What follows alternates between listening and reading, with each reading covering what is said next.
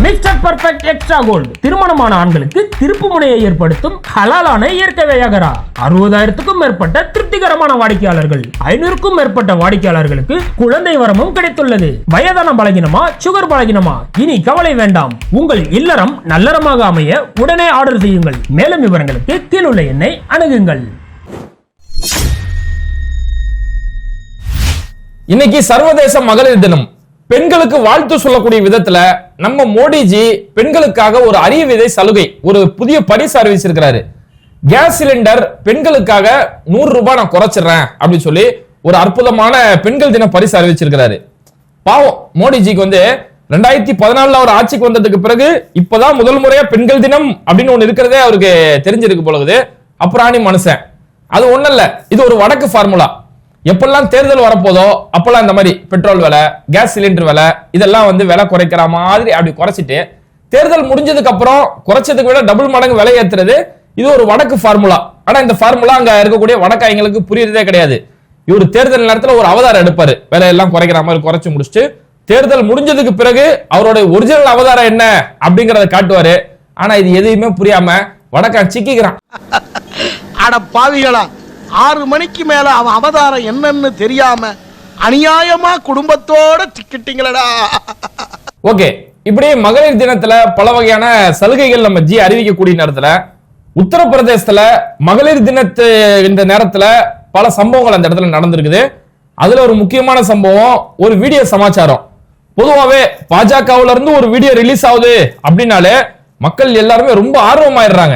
என்ன என்ன ஐட்டங்களும் டூபல் பி பிளாட்டினிலே திறந்து பார்த்தால் தெரிந்து விடும்.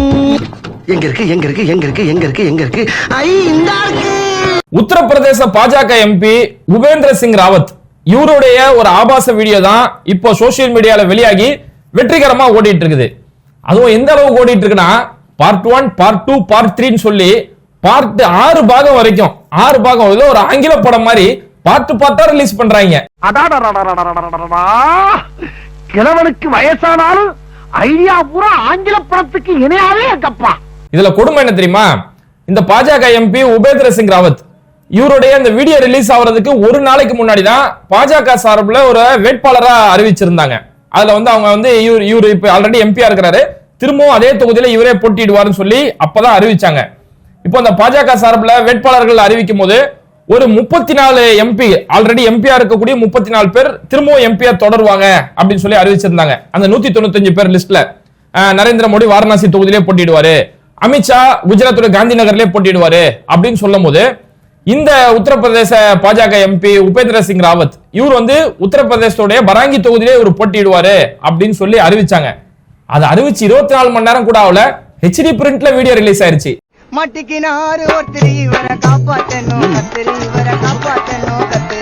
சரி, இப்போ இந்த வீடியோ வெளியானதுக்கு பிறகு அந்த பாஜக எம்பி இதை பத்தி என்ன சொல்றாரு அப்படின்னு பார்த்தோம்னா, இது எனக்கு எதிராக யாரோ சதி செஞ்சிட்டாங்க, ஏஐ மூலமா எடிட் பண்ணிருக்காங்க, டீப் ஃபேக் மூலமா எடிட் பண்ணிருக்காங்க, என்னுடைய வளர்ச்சி பிடிக்காம கட்சி எனக்கு திரும்பவும் சீட்டு தருது அப்படிங்கிறது பிடிக்காம என் மேல கொண்ட காழ்ப்புணர்ச்சியால யாரோ எடிட் செய்யப்பட்ட வீடியோ தான் இது, இதை நான் நிரூபிப்பேன் அப்படின்னு சொல்லி இப்போ ஒரு அறிக்கை ஒண்ணு கொடுத்திருக்கிறாரு.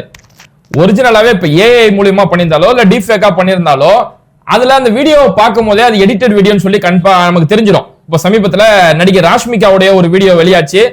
அந்த வீடியோவை பார்க்கும் போதே அந்த வீடியோ நார்மலா ஸ்ட்ரைட்டா இருக்கும் போது வேணா அவங்க முகம் மாதிரி தெரியலாம், அவங்க இந்த பக்கம் அந்த பக்கம் திரும்பினாங்கன்னா இந்த கன்னத்தோட சைட்ல தாடையோட சைட்ல எல்லாம் அந்த எடிட்டிங் காட்டி கொடுத்துரும்.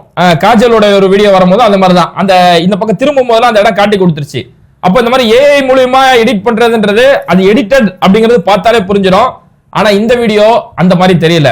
சரி, ஒருவேளை அவரோட கருத்துப்படி அது எடிட்டட் வீடியோன்னு வச்சுக்கிறோமே, ஏஐ மூலமா எடிட் பண்ணிருக்காங்க அப்படின்னா இவரு சாதாரண ஆள் இல்ல. பாஜக ஆளக்கூடிய பாஜகவுல ஒரு முக்கியமான தொகுதியில எம்பியா இருந்துட்டு இருக்கிறாரு. திரும்ப அவருக்கு இப்ப சீட்டு கொடுத்துட்டு இருக்காங்க. அப்ப இப்பேற்பட்ட நபர் என்ன செய்வாரு, உடனே போய் அரசு சார்பிலே நிரூபிக்கலாம். இவரால ஒரு ஃபாரன்சிக்ல கொண்டு போயிட்டு இந்த வீடியோ உண்மையா ஃபேக்கா எடிட் பண்ணிருக்காங்களா, யார் எடிட் பண்ணிருக்காங்க, எப்ப எடிட் பண்ணிருக்காங்கன்னு சொல்லி இவரால எதையுமே ஈஸியா வெளிப்படுத்த முடியும். அப்பேற்பட்ட ஒரு இடத்துல தான் அவர் இருந்துட்டு இருக்காரு. ஆனா அந்த மாதிரி எதுவுமே செய்யல. இன்னைக்கு எவ்வளவு தொழில்நுட்ப வசதி இருக்குது, இந்த வீடியோ ஒரிஜினலா எடிட்டடா அப்படிங்கறத சில மணி நேரத்திலே கண்டுபிடிச்சு முடிச்சிடலாம். ஆனா அந்த மாதிரிலாம் எதுவுமே செய்யாம வெறும் வாய் மட்டும் தான் பேசுறாரு. இது வந்து என்னோட வளர்ச்சி பிடிக்காம, எனக்கு திரும்பவும் சீட்டு கொடுக்குறாங்க அப்படின்ற என்னோட வளர்ச்சி பிடிக்காம யாரோ எனக்கு எதிராக சதி செய்கிறார்கள் அப்படின்னு சொல்றாரு. இது பொதுவாகவே பாஜகவை ஒரு ஃபார்முலாவே வச்சிருக்காங்க. நம்ம கேடி ராகவன் அவருடைய வீடியோ பூஜை அறைக்குள் புஜுக் புஜுக் அவரோட வீடியோ ரிலீஸ் ஆச்சுல, அப்பமா அவரே இதே டைலாக் தான் சொன்னாரு. இந்த மாதிரி என்னோட வளர்ச்சி பிடிக்காம யாரோ எனக்கு எதிராக செய்யக்கூடிய சதி, இந்த வீடியோ உண்மை கிடையாது, இது உண்மை இல்லை என்பதை நான் நிரூபிப்பேன், சத்தியம் ஜெயம், சத்தியம் வெல்லும், சத்தியமேவி ஜெயதே அப்படின்னு சொல்லி கேடி ராகவன் எப்படி ஒரு டைலாக் சொன்னாரோ அதே டைலாக் தான் இவரும் சொல்லி இருக்கிறாரு. கேப்பே விடாம பேசுற பார்த்தா ஒரே டைலாக் தான் ஊருக்குள்ள சொல்லி தெரியற போல இருக்கு. இப்படியாப்பட்ட நேரத்துல அந்த பாஜக எம்பி உபேந்திர சிங் ராவத் அவரு இன்னொரு அறிவிப்புமே அறிவிச்சிருக்காரு. எனக்கு எதிராக யாரோ சதி செஞ்சு வீடியோ கொடுத்துறாங்கல்ல, அதனால நான் என்ன செய்ய போறேன், இந்த தேர்தலை நான் போட்டியிடலைங்க, இந்த வீடியோ பொய் தான் அப்படின்னு நான் நிரூபிக்கக்கூடிய வரைக்கும் நான் இந்த தேர்தலை போட்டியிடுற மாதிரி இல்ல, நான் ஒரு நேர்மையானவன் அப்படின்னு நிரூபிச்சதுக்கு அப்புறம் நான் தேர்தலை போட்டிட்டு இருக்கிறேன் அப்படின்னு சொல்லி தன்னை ஒரு பரிசுத்தவானா இப்ப காட்டி இருக்கிறாப்புல. அது என்னன்னா, இப்போ ஒரு தேர்தலில் இப்ப போய் போட்டிடுறான்னு வைங்களேன், முதல்ல யாரும் ஓட்டு போட மாட்டாங்க. இப்ப ஏற்பட்ட வீடியோ பார்ட்டா வீடியோ ரிலீஸ் ஆனதுக்கு அப்புறம் அதை பார்த்துட்டு யாரும் முட்டாள் கிடையாது, யாரும் ஓட்டு போட மாட்டாங்க. அப்படியே ஒரு தேர்தலில் போய் நின்னாங்க, போய் ஓட்டு கேட்க போனா மக்கள் எல்லாருமே சீடி கேட்க ஆரம்பிச்சிருவாங்க. அதுக்கு பயந்துதான் அவர் நான் தேர்தலில் போட்டியிடல அப்படின்னு இருக்கிறாப்ல. இவர் மட்டும் இல்ல, அந்த 195 பேர் லிஸ்ட்ல ஒருத்தர் மேற்கு வங்கத்தை சேர்ந்த ஒரு போஜ்புரி நடிகர், அவருடைய பேர் வந்து நடிகர் பவான் சிங் அப்படின்னு சொல்லக்கூடிய ஒருத்தர், அவருக்கும் பாஜக சீட்டு கொடுத்தாங்க. அங்க மேற்கு வங்கத்துல தேர்தல் நிக்கிறதுக்காக சீட்டு கொடுத்தாங்க. அவர் அந்த இடத்துல ஒரு ஃபேமஸான நடிகர். ஆனா கடைசி நேரத்துல பார்த்தோம்னா அவரும் நான் தேர்தலில் போட்டியிடல அப்படின்னு சொல்லி பேக் வாங்கிட்டாரு. அதுக்கு என்ன காரணம்னு பார்த்தோம்னா, அவர் அங்க நடிக்கக்கூடிய ஒரு படத்துல வந்து பெண்களுக்கு எதிராக ரொம்ப கொச்சையான ஒரு பாட்டு பாடி இருக்கிறாரு. பெண்களுக்கு எதிராக பாட்டு, பெண்களை ரொம்ப ஆபாசமா சித்தரிக்கக்கூடிய ஒரு பாட்டு பாடி இருக்கிறதால இது மேற்கு வங்கத்துல மிகப்பெரிய ஒரு எதிர்ப்பலையை உருவாக்கி இருக்குது. பெண்கள்லாம் அவ்வளவு கேவலமா, உங்களுக்கு பெண்களை இப்படிதான், பெண்களோட உறுப்புகளை இவ்வளவு கேவலமா சித்தரிப்பீங்களா அப்படின்னு சொல்லி மேற்கு வங்கத்துல பெரிய அளவுல ஒரு சர்ச்சை உருவாயிருக்குது. அப்ப இப்பேற்பட்ட சர்ச்சை உருவான நேரத்துல இவரு போய் அங்க போய் தேர்தலில் நின்றாருன்னா டெபாசிட் கூட கிடைக்காது. அதோட அவரு என்ன பண்ணிட்டாரு, நான் தேர்தலில் போட்டியிடல, என் மேல இப்படி ஒரு சர்ச்சை உருவாயிருச்சு, நான் பெண்களை ரொம்ப மதிக்கக்கூடியவன், அதனால நான் தேர்தலில் போட்டியிடலன்னு சொல்லி அவருமே நவுந்துட்டாரு. அப்போ இந்த மகளிர் தினத்துல இவங்க பெண்களுக்காக செய்யக்கூடிய தியாகங்கள் இது மட்டும் இல்ல, இன்னொன்னு இருக்குது. இப்போ உத்தரப்பிரதேசத்துல ஒரு சர்ச்சையா போயிட்டு இருக்கக்கூடிய ஒரு விஷயம், உத்தரப்பிரதேச கான்பூர் தொகுதியில வந்து ஒரு ஏழை குடும்பம், ஒரு செங்கல் சூளையில வேலை செய்யக்கூடிய ஒரு ஏழை குடும்பம், அவங்களுக்கு 2 மகள்கள். அந்த 2 பிள்ளைங்க என்ன செஞ்சிருக்காங்கன்னா, பாத்ரூம் போறதுக்காக வயல்வெளிக்கு போய் ஒதுங்கி இருக்கிறாங்க. ஒரு அவங்களுடைய இயற்கை தேவையை நிறைவேற்றுறதுக்காக வயல்வெளிக்கு போயிருக்கிறாங்க. அப்படி போகும்போது அந்த செங்கல் சூளையோட ஓனரா இருக்கக்கூடிய அங்க ஒரு திமிரு பிடிச்ச ஒரு பணக்கார திமிரு பிடிச்ச ஒரு வடக்கானுங்க, அவனுங்க என்ன பண்ணிருக்காங்க, இந்த பெண்களை பிடிச்சிட்டு போய் பாலியல் ரீதியா பெரிய அளவுல வன்கொடுமை செஞ்சிருக்கிறானுங்க.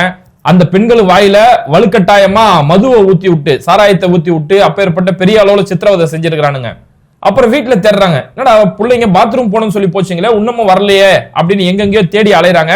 அந்த செங்கல் சூளையில இருந்து ஒரு 400 மீட்டர் தூரம் தள்ளி மரத்துல அந்த 2 பெண்களும் தூக்கு மாட்டின நிலையில கிடந்தாங்க. அவங்கள 2 சடலம் மட்டும் தூக்கு மாட்டின நிலையில அப்படியே தொங்கப்பட்டு இருந்துச்சு. அப்பவுமே போலீஸ் விசாரணையில இது வந்து இவனுக்கு தான் செஞ்சாங்க அப்படின்றது ஒரு நிரூபணம் ஆயிடுச்சு, அவங்களை கைது செஞ்சுட்டாங்க. ஆனா இந்த பெண்கள் தூக்குல தொங்குனது இவனுங்க அடிச்சு தூக்குல தொங்க விட்டுட்டானுங்களா, நம்ம வெளியில மாட்டிக்கிறோம் அப்படின்னு தூக்குல தொங்க விட்டாங்களா, இல்ல இந்த இவங்க கற்பழிச்சதால அந்த பெண்கள் மானத்துக்காக அவங்க தூக்குல தொங்கிட்டாங்களா அப்படிங்கிறது போலீஸ் சார்பில் விசாரிக்கப்பட்டு இருந்துச்சு. இது இந்த ஒரு வாரமாவே அந்த கான்பூர்ல பெரிய அளவுல ஒரு பரபரப்பா போயிட்டு இருந்துச்சு.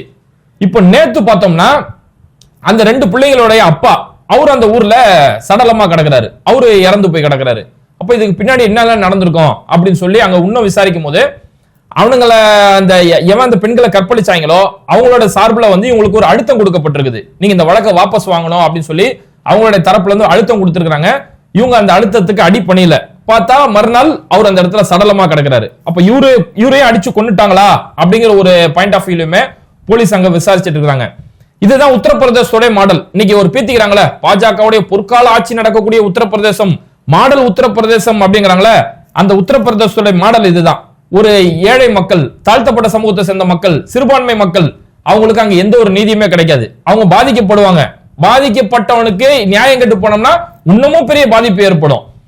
ஹத்ராஸ்ல நடந்த சம்பவம் அதான நடந்துச்சு. அங்க வந்து அந்த பெண்கள் பாதிக்கப்பட்டாங்க, அவங்க அந்த பொண்ணு அநியாயமா கற்பழிச்சாங்க, கடைசியில போலீஸை வச்சு அந்த பிணத்தை போய் எரிக்கக்கூடிய ஒரு நிலைமை. அப்புறம் உண்ணாவுல நடந்த சம்பவம், பாஜக எம்எல்ஏ அந்த பிள்ளை வேலை கேட்டு போட்ட பிள்ளைய கற்பழிச்சாரு. இதை நீதி கேட்டு அவங்க அப்பா போலீஸ் ஸ்டேஷனுக்கு போய் நீதி கேட்டு போறாரு, அங்கேயே அடிச்சு சாவடிக்கப்பட்டாரு அவங்க அப்பா. சரி, இன்னும் எங்க அப்பாவையும் என்னையே கற்பழிச்சிட்டாங்க, எங்க அப்பாவையும் போட்டு சாவடிச்சிட்டாங்க, நான் இதை நீதி கேட்டு கோர்ட்டுக்கு போறேன் அப்படின்னு சொல்லி கோர்ட்டுக்கு போனா அந்த அவங்க போகக்கூடிய காரை லாரியை வச்சு அடிக்கக்கூடிய ஒரு அநியாயங்கள் இது எல்லாமே தொடர்ந்து இந்த மாதிரி உத்தரப்பிரதேசத்துல இப்ப சமீபத்துல நடந்த ஒரு கொலை ஜாதி ரீதியா ஒருத்தவங்களை போட்டு துன்புறுத்துறாங்க. ஒரு பையன் வேலை செய்யக்கூடிய பையனை ஜாதி ரீதியா மிகப்பெரிய கொடுமைப்படுத்தினாங்க. அப்ப அவங்க கம்ப்ளைண்ட் கொடுத்து அவங்கள பிடிச்சி ஜெயில பிடிச்சி போட்டாச்சு. ஜாமீன்ல வெளியில வந்து அவனுங்களை வந்து போய் கேட்கறான், என் மேல கொடுத்த கேஸ வாபஸ் வாங்கிரு அப்படிங்கிறான். அவங்க கேட்கறான் போது அந்த குடும்பத்துல வயசான ஒரு அம்மா, அந்த வயசான அம்மான்னு கூட பார்க்காம வெட்டி போட்டு போனானுங்க. இப்பேற்பட்ட அநியாயங்கள் அங்க பாதிக்கப்பட்டவன் நீதி கேட்டு போனா அவனுக்கு இன்னும் பெரிய பாதிப்பு ஏற்படும் அப்படிங்கிறது தான் அங்க உத்தரப்பிரதேசல இருக்கக்கூடிய மாடல். அங்க இருக்கக்கூடிய பெண்களுக்கு இதுதான் நிலைமை. பெண்களை வச்சு அங்க ஆபாச படங்கள், பெண்களை வச்சு ஆபாச பாட்டுகள். இப்போ ஒரு பாத்ரூம் போவது கூட அங்க ஒரு பாதுகாப்பு இல்லாத நிலைமையில தான் பெண்களோட நிலைமை இருந்துட்டு இருக்குது. அப்ப இப்படியாப்பட்ட இந்த உத்தரப்பிரதேச மாடலை மறைக்கிறதுக்கு தான் பெண்கள் தினத்து அன்னைக்கு நான் வந்து கேஸ் சிலிண்டருக்கு 100 ரூபாய் கொடுக்குறேன் அப்படின்னு சொல்லி இது எல்லாமே மூடி மறைக்கிறதுக்காக தான் இந்த ஒரு விஷயம் அவங்க செய்யறது. ஏன்னா இந்திய மக்களுடைய ஒரே பலகீனம் மறதி இந்தியாவுடைய தேசிய வியாதி அப்படிங்கறத நம்ம படாஜி தெளிவா புரிஞ்சு வச்சிருக்கிறாரு.